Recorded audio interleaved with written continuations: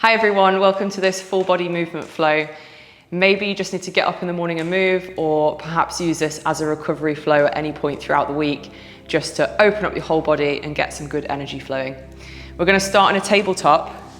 So if you bring yourself into your space, hands under shoulders, knees under hips, and as we're moving at the beginning, I want you to start to focus on breathing in and out of your nose, so just gentle inhales and exhales. We're going to start by making some circles through the spine.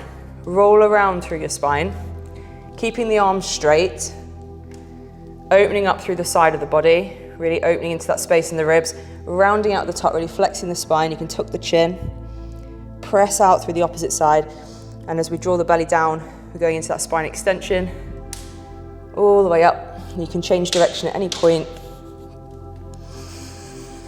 Just moving around, find some areas that feel tight. And then from here, we'll come back into a neutral position and just go into some cat and cows. We're going to begin at the base of the spine and work our way to the top. So to begin with, think about tucking your tailbone, draw your belly in, and think about segmenting your way all the way up through the spine.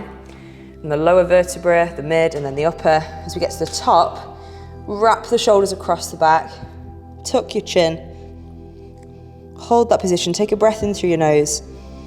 And as you exhale, try to flex a bit more. Nice and slowly from here, we're going to start by tilting the pelvis forwards, drawing the belly down, working away from the lower back to the mid back and the upper. Now coming into that extension in the spine. Lift the eyes, draw your shoulder blades down towards your back pockets. And take a big breath in through the nose as you really expand the chest. Opening it between the shoulders. We'll go back to the base of the spine, tucking the bum under. Slowly segmenting your way up to the top. Rounding out, tucking the chin. Again, taking another breath. And as you exhale, flex a little bit more. And back into extension. Working from the base of the spine, nice and slow. Moving with intention. Slowly segmenting your way to the top. Lift the eyes, open the chest. Taking another breath in here to expand the chest. And then release back to a neutral position. We're going to work into the ankles. So if we just hook the toes, press your bum back towards your heels, getting a good stretch into the soles of the feet. You can have a bit of a wiggle about.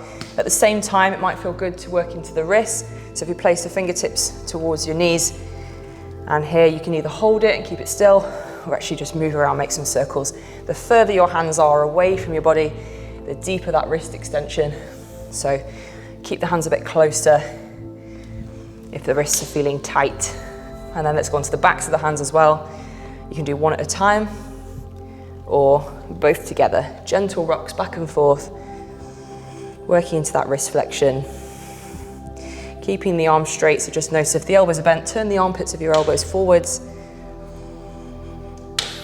And then back into extension once more, fingertips towards your knees. From here, we're going to release the hands and actually sit your bum back on top of your heels. We're going to grip down through the toes. Think about pushing the toe joints down into the ground. So we're actively feeling that heat building up intrinsically in the feet. You can also make some circles with the wrists. So still breathing in and out of your nose. Feeling that stretch, feeling some heat building up in the feet as well. We're now going to go through a bit of an ankle sequence. Unhook your toes from here. Sit your bum to your heels, or to where you can. We're going to lift one knee up and then the other, or maybe even both together. Take the toes back onto the mat, so grip them down. And now the strength in my feet, I'm going to use my toes to help pull my knees up off the mat. So I'm going to pull myself into a squat. Don't worry if you can't get your heels down. So I'm going to grip down, lift the knees. Maybe my heels are here. You might be able to work them all the way down if you can. Sit into that deep squat. You can rock about a little bit, make some circles, move back and forth. And we'll go back up, nice and tall, into the tops of the feet. Use your hands on the way down, so I can bring them down onto the ground. Slowly lower the knees down. Back into that position where my toes are hooked. And once again, I'm gripping down through the feet. I'm going to unhook and then lift one knee, or both. And back into that toe hook. We'll go into a squat just one more time. So we're going to grip down, pull the knees up. Obviously use your hands if you need to. Work into your variation of a squat, which again, we might be up here, that's fine. You can also place something underneath your heels for a bit of an elevation if you need to. And then in our squat, rocking back and forth. Want to feel the knees being able to pull forward, so think about engaging the muscles in the front of the shin. And then from this position, let's go up onto the tiptoes. This time, you can challenge yourself to send the knees down without using your hands. Think about doing it slow. I'm going to grip through the toes, send the knees forward, softly touch down, and then come back up. From here, let's go into our tabletop position. Make a couple more circles through the spine if that feels good. From our tabletop, hands are shoulder width, have the index fingers pointing forwards, feet roughly hip width. We're going to go into a downward dog. So hook your toes again, send your bum back, lift the hips. And as we go into downward dog, we're going to take our head and chest through the shoulders. The knees can stay bent. If you're able to, have a go at extending one leg, drawing it back in, and then switching to the opposite side, working a bit more into those hamstrings. You can also choose to elevate your hands if this feels too intense. Whilst I'm in this position, I'm pressing the ground away. So I'm not drawing the shoulder blades down into the back, feel them elevate, push the ground away. Don't worry if you can't get your heels to the ground, just go to where you can. Draw the lower ribs in and down and breathe through your nose. We're going to do some little walks, walking the feet towards the hands. And for this, what might come in handy is using your blocks. So I can elevate my hands from here, from my downward dog. I'm just going to walk my feet up towards the blocks and then walk them back into that downward dog. So working into the backs of the legs also, really deeply getting into those shoulders. Opening the chest here, walking the feet in, trying to compress as much as I can, walking back again. A couple more times, walking as far up to the top of the mat as you can. Last one. And back again. So we can keep the hands elevated. You can also place your hands against a wall to elevate even more. We're just going to add some rotation from here. I'm going to reach one hand through towards the opposite leg. That can be thigh, calf, or ankle. And you can also bend your legs. Using the wall will really help if this is too much. So reaching through, take a breath in through your nose. And as you exhale, push the air out. Think about rotating, looking under that armpit. And then bring that hand forward and switch to the opposite side, reaching through and under. Take a breath in. And as you exhale, rotate. Once more each side, reaching through. Feeling that rotation into the thoracic.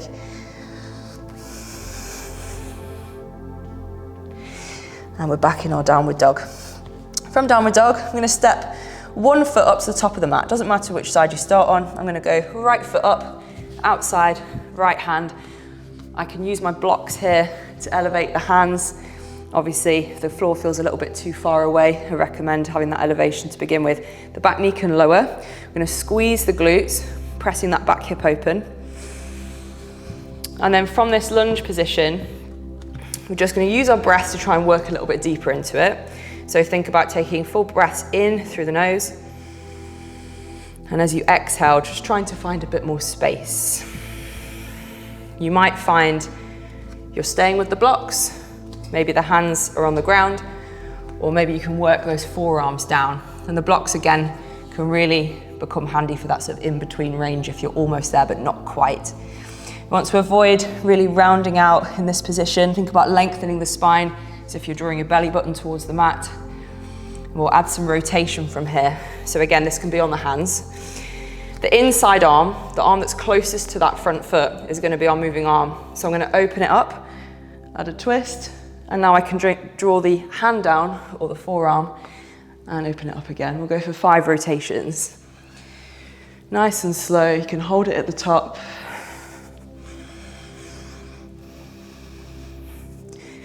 And then from here, bring that hand back down. Let's go back into a downward dog. Same onto the other side. So from downward dog, stepping the opposite foot up. Use your blocks if you need your blocks. The back knee can lower. You can move about in the hips a little bit. Just do what feels good. So using those inhales and exhales, finding a bit more space on the exhales, will add some rotation in. So I can keep this outside arm straight. I can even take it out further away for a bit more space. The inside arm, either the forearm can come down or just the hand. And let's open it up. 5 rotations.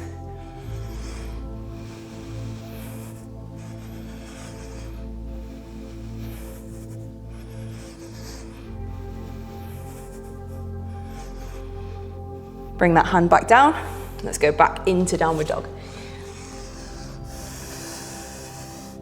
Holding your downward dog, gripping down through the fingers, pressing the mat away. We'll go back into a lunge again on the opposite side, this time taking the foot between the hands. You can use blocks either side of the hands, lower the back knee, and we'll work into the hamstrings a little bit more from here as well. So from this position, I'm going to hinge at the hips, send the hip back, pull the front toes up, or you can point them. A bit of a mixture is fine. We can also bend this front leg. And maybe this is still a bit too intense, and if it is, bring your hands up onto your hips. Think about pushing the bum back, pulling this thigh bone up into the hip. Again, point toes or flex, hinge over, breathe in through the nose. And as you exhale, find some more space. Turn the leg side to side. So I'm actually rotating at the hip. The foot's moving in and out, but it's the hip that's rotating as you're hinging over that leg. And we'll go from hips to hamstrings from here. Again, I can use the blocks. Open up into the hips, squeeze the glutes, maybe even raise the arms up. And then back into the hamstrings. Moving in and out. Feel free to hold these positions for a little bit longer. Otherwise, we'll just go for 5 on this side. A couple more, really opening that back hip. Hinging over that front leg at the front. Last one. And then let's go back into downward dog. Hands onto the mat, lift the hips. Moving on to the opposite side, step your foot up between the hands, blocks at either side. To start with, let's just check in with that front leg. We can bring the whole body up, hinge at the hip, start to extend this front leg, but you may need to keep that bend in the knee, so don't force it straight. Think about the thigh bone drawing up into the hip, leveling off the hips nicely, and then adding those rotations side to side. Finding areas in the hamstrings you probably didn't even know were tight. Let's move in and out of the hips now. So 5 times through, or just going at your own pace, squeezing that back glute to open this back hip. Think about pulling the front heel towards you as well for more activation. Reach up, grow nice and tall, and back again. Breathing through the nose.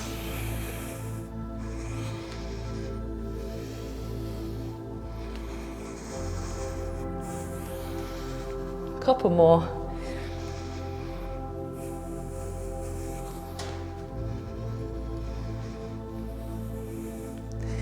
And let's go back into our downward dog. So hands onto the mat, lift the hips. I'm gonna walk the hands back to the feet.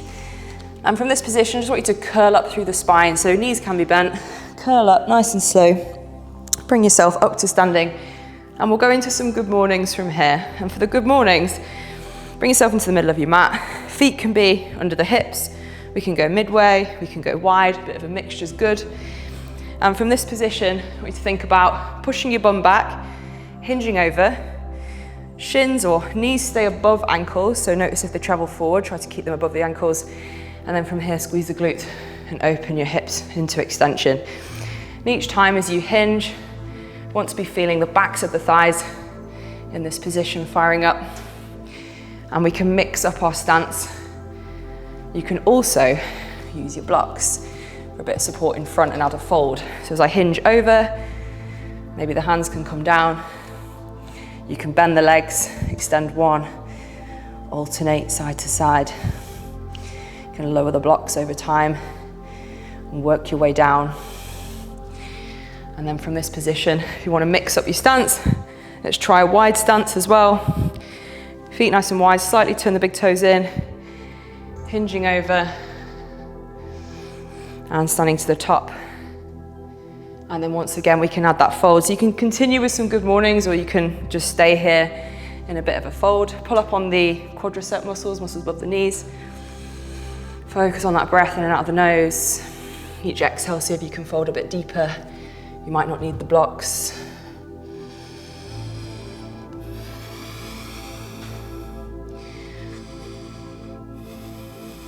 Just a few more breaths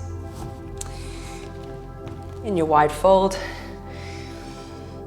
It's always good to mix up the stance a little bit, so working on that narrow, medium and wide stance. And then from this position, start to shimmy the hips side to side. Coming into these little Cossacks. Knees are tracking the toes as we bend that leg. Maybe you can come all the way down either side. Maybe this heel lifts, that's all good. Just go to where you can. And from here, we're just gonna work our way into a squat. So toe heel your feet in, sit into a squat. And again, you might want a slight elevation under your heels. You might have to slightly lift them, that's fine. I'm gonna add a couple of rotations each side. One hand can come out in front whilst the opposite elbow draws back, or even extend that arm, moving in and out. If this is too much, bring one shin down onto the ground and go for that half squat rotation. We'll just do a couple more on this side and then switch. So either in that half squat position here or full squat.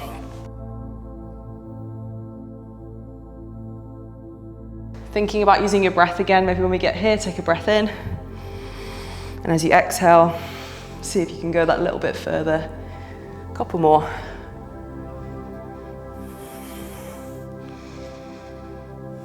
And then from our squat, we're gonna sit on a bum. Last little bit to work into the shoulders and the spine.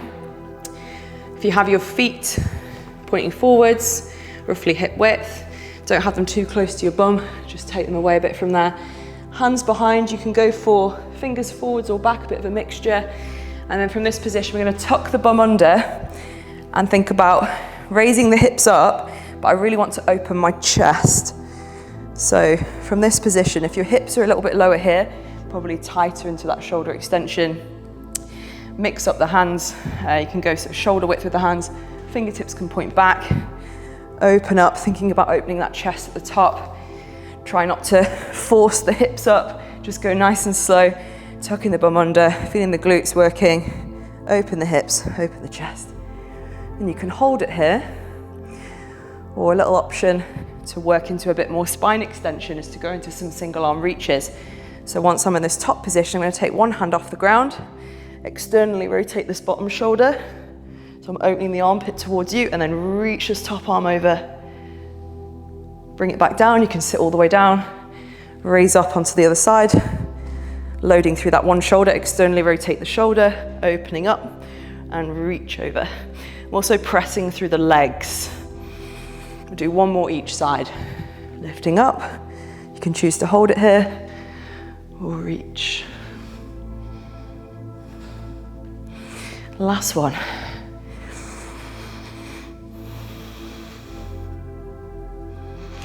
And then lower the hips back down to the ground. And from here, all we're going to do is lower down onto our back, nice and slow. You can rock side to side. You can take the knees to one side and then the other, keeping the shoulders onto the mat.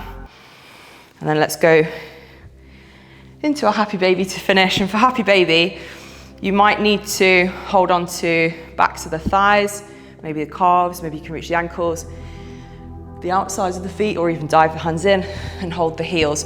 We're trying to press the tailbone down into the mat. So flatten that back into the mat. And then obviously just hold where feels good for you. You can stay here and just breathe into it, or rock side to side like a happy baby. loosen off your lower back and your hips. And from this position, feel free to stay here as long as you like, or have a little bit of a lie down. Otherwise, well done guys. Thanks for moving with me on this movement flow. Don't forget to subscribe to this channel and like the video, and I look forward to seeing you for some more movement flows in the future.